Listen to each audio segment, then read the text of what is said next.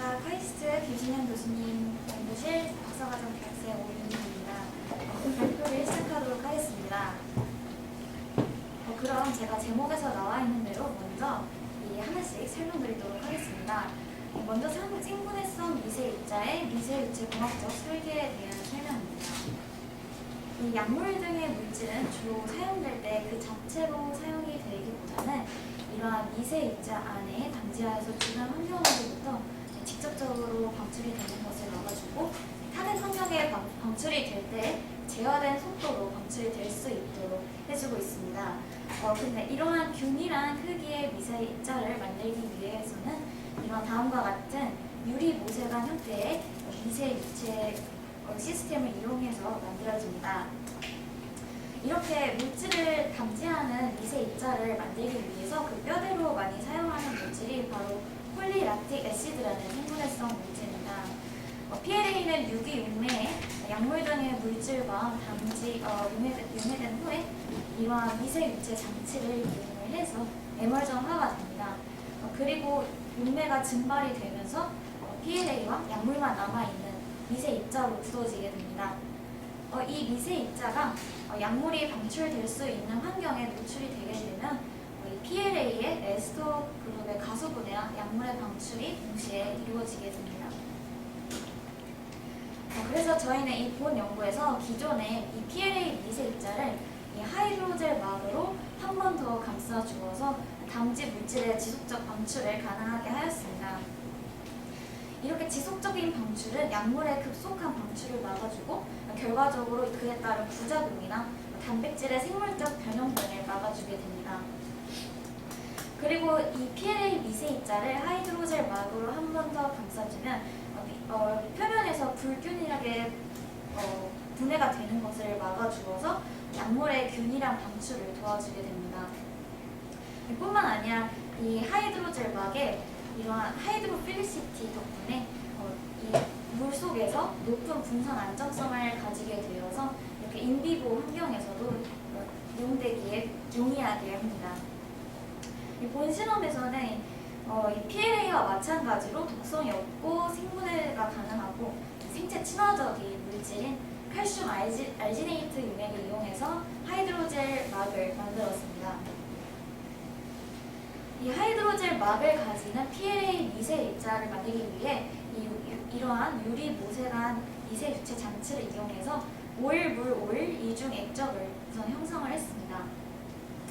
가장 안쪽에는 PLA와 모델 약물로 사용한 지용성 색소인 나일레드를 톨루엔에 녹인 용액을 사용을 해주었습니다.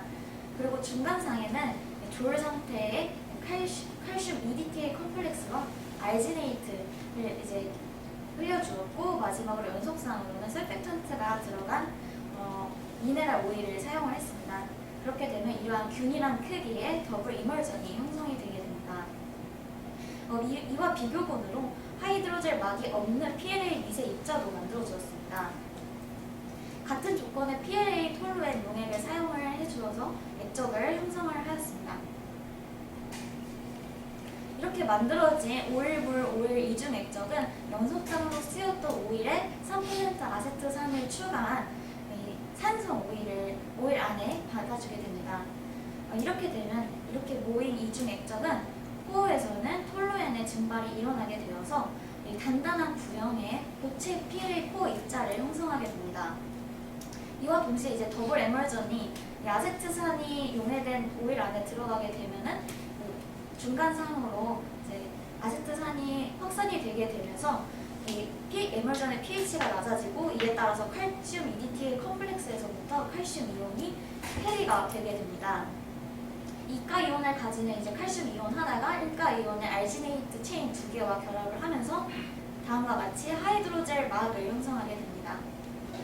이 하이드로젤은 이제 처음에는 중간 물상의 부피에 맞추어서 형성이 되게 되었다가 점점 젤화 정도가 늘어나게 되면은 젤이 수축하게 되고 그와 동시에 코어는 계속적으로 톨루엔의 증발이 일어나기 때문에 이렇게 중간에는 물과 젤 사이에 갭이 형성이 되게 됩니다. 저희는 이 갭을 줄여주고 또 이 하이드로젤 막의 안정성을 높여주고 좀 더 튼튼하게 해주기 위해서 이 산성 오일 상에서 칼슘 치환을 시켜주었습니다. 그렇게 되면은 이제 염화칼슘 수용액 안에 추가적으로 들어있는 이 칼슘 이온이 하이드로젤 막 안으로 공급이 되면서 알지네이트와 칼슘 이온상에 조금 더 단단한 이온 결합을 형성하게 되어서 그에 따라 하이드로젤 막이 수축하게 되고 갭이 줄어들고 하이드로젤 막이 더 안정적으로 형성될 수 있게 됩니다.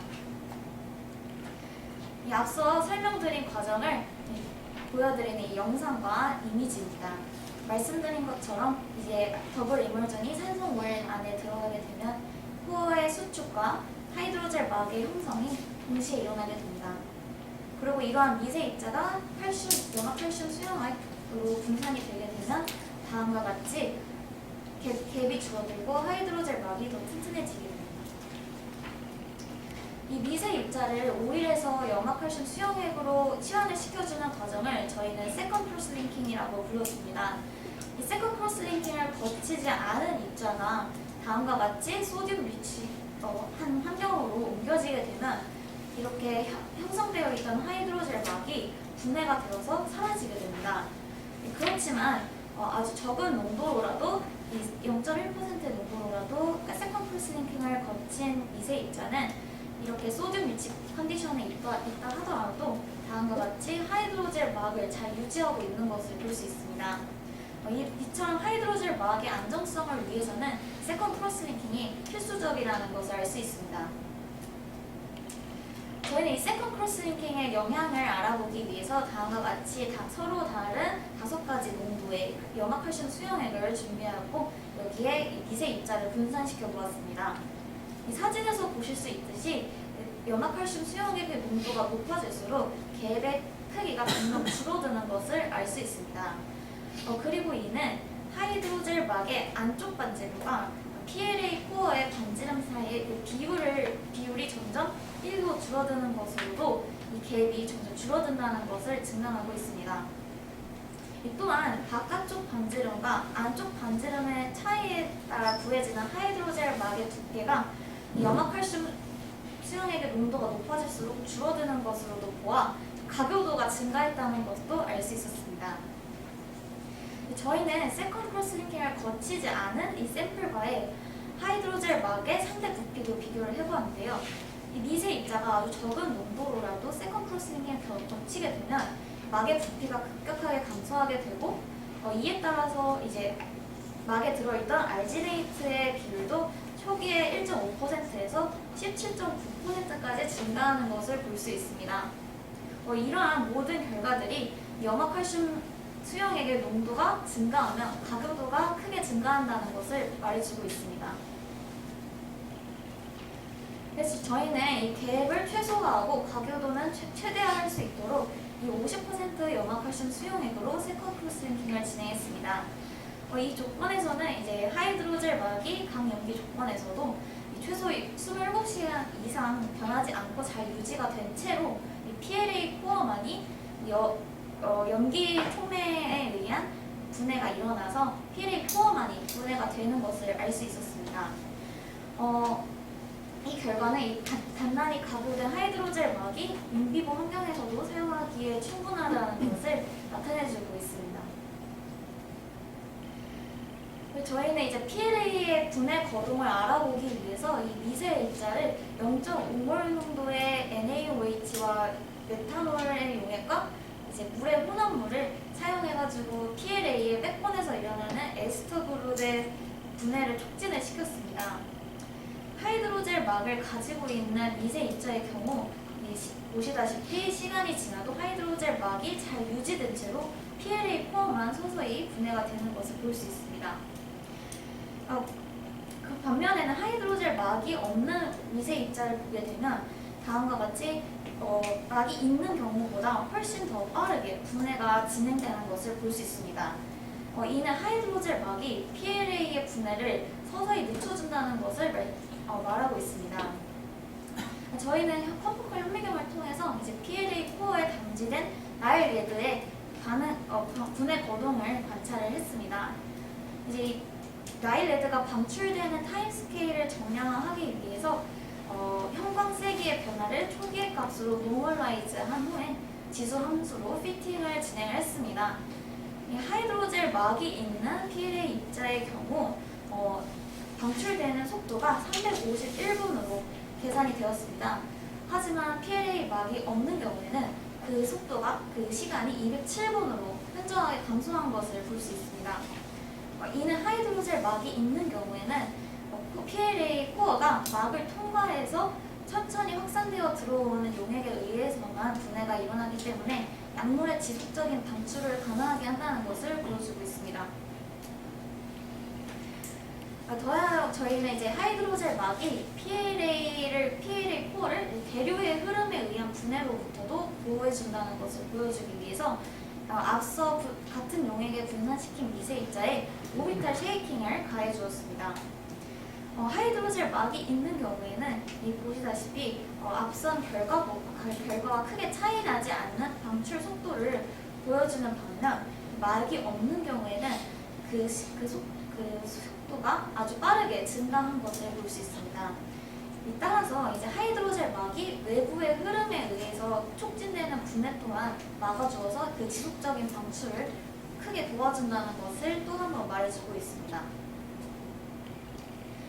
마지막으로 이 하이드로필릭한 하이드로젤 막은 미세 입자가 주변 수용성 환경에 잘 분산될 수 있도록 해주기 때문에 이 하이드로포빅한 코어끼리 달라붙거나 미세 입자가 이제 주사기를 통해서 주사를 해줄 때 용기 벽면이나 주사기 벽면에 달라붙는 것을 방지를 해줍니다. 저희는 하이드로젤 막이 있고 없는 미세 입자 모두를 각각 피펫 팁에 조밀하게 로드해주고 이것을 이제 눌러주었을 때 어떤 식으로 빠져나오는지를 살펴보았습니다.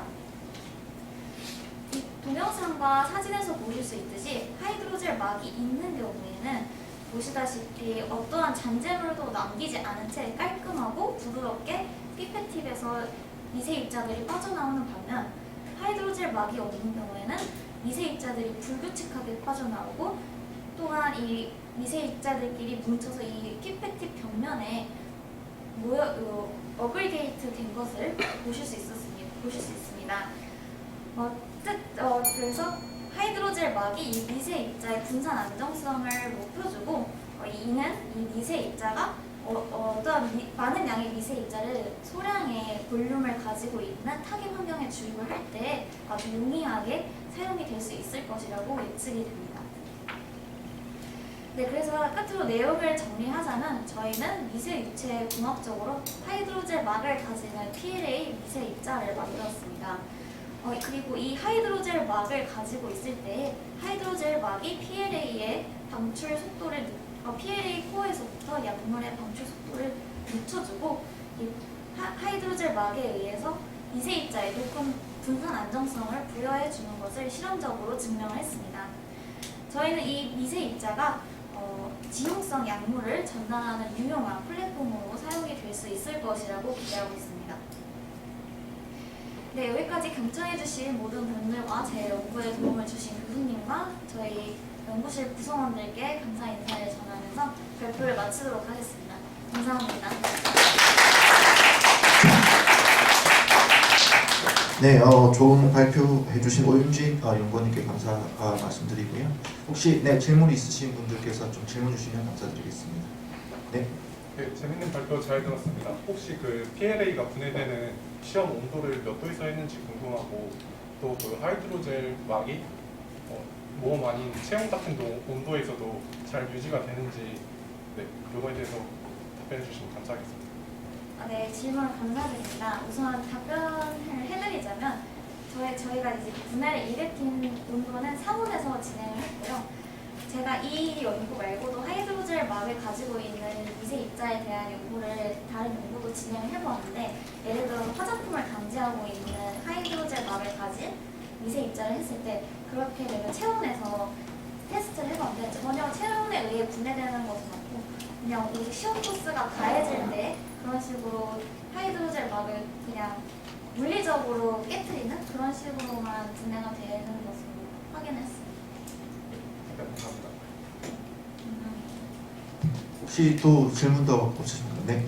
좋은 발표 감사합니다. 있습니다. 그 외부 환경을 변화를 시켜서 이제 그 방출을 유도하신 걸로 이해를 했는데, 그럼 방출이 되다가 외부 환경이 다시 원래대로 돌아가면 방출이 이제 멈춰지는 건지 아니면 계속 방출이 되는 건지.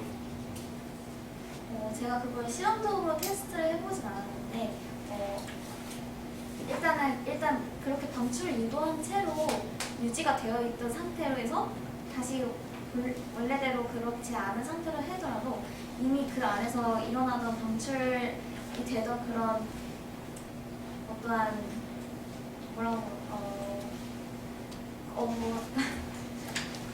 그렇게 방출이 원래 되던 것이 있기 때문에 다시 멈추거나 그러지 않을 것이라고 예상합니다.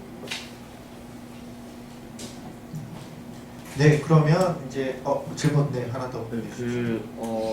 알지네이트 하이드로젤 쉘을 제작을 하실 때 이제 미들 페이지에 킬레이트 젤을 넣고 그리고 이제 이후에 크로스링킹을 진행하는 방법을 사용을 하셨는데, 사실 알지네이트 마이크로스피어 같은 경우를나 또는 알지네이트 쉘을 만드는 경우에서는 굉장히 다양한 방법으로 이제 칼슘 아이온을 외부에서 이제 넣어주는 그런 방법을 사용하거나 아니면 드랍을 만들고 떨어쳤을 때 이제 그것을 바로 이제 칼슘 클로라이드 솔루션에 담지하거나 그러한 방법을 사용하는 것으로 알고 있습니다. 근데 이렇게 세컨드 크로스링킹을 진행할 때 또는 플레이트를 사용했을 때에 얻어지는 장점이 따로 있을까요? 제가 이제 그런 말씀해주신 방법 이외에 제가 진행한 방법으로 한 이유는 우선 가장 큰 이유는 이렇게 저희가 미세 유체 시스템을 구동을 할 때 이렇게 아주 작은 유리 모세관이 중간에 구동이 되면서 막히는 경우가 없어야 하기 때문에 우선은 이렇게 돌 상태에 플레이트된 칼슘 EDTA 콤플렉스와 알지네이트 용액을 pH를 높인 상태로 유지를 하게 되면 이렇게 돌 상태로 유지가 되게 됩니다. 그래서 제가 그러한 방법을 했는데 이제 그거를 베스의 칼슘 용액을 받게 되면은 초기에 이제 오일 이제 더블 이머전이 덴시티가 굉장히 낮은 상태이기 때문에 칼슘 이온에 들어가게 되면은 이게 입자들이 떠오르게 되어서 그 막이 형성될 때 좀 균일하지 않고 조금 아이소트로픽하지 않게 하이드로젤 막이 형성되는 경우가 많이 보고되어 왔기 때문에 저희는 이렇게 막의 두께가 일정하고 그 크기가 유니폼하게 하기를 원했기 때문에 다음과 같이 이러한 방법을 채택을 한 것입니다. 네, 그러면 여기까지 발표 진행하고요. 다시 한번 좋은 발표해 주신 오윤진 연구원님께 박수 부탁드리겠습니다.